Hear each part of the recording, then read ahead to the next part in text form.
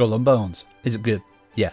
In Skull and Bones, you are a pirate. Starting from humble beginnings, you work your way through the ranks until you're eventually captaining the biggest ships in the world. In order to progress, you take on lots of main and side quests. For the most part, the main quest is just one big long 50-hour tutorial where it introduces you to all the different mechanics within the game. I will say though, they did get very repetitive quite quickly. The story was also not very engaging and quite boring. What didn't help with this is that there's quite a lot of bad voice acting. Also, some of the enemies get cutscenes, but at the end of the day, you're just fighting ships. Speaking of which, ship combat feels great, very similar to Black Flag.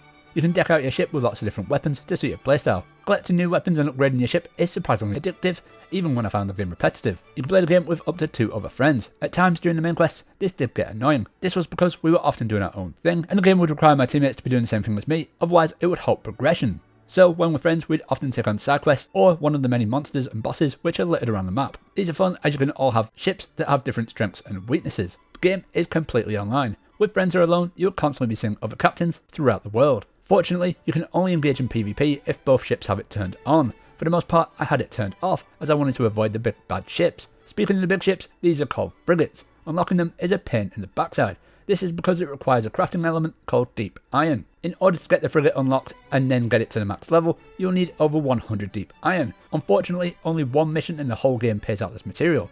So I must have spent over 8 hours doing the same mission over and over just to level it up. This was ridiculously boring. The game could be quite buggy. Throughout my time in the game, I had an annoying constant popping and crackling sound. This was persistent with multiple different headsets and speakers.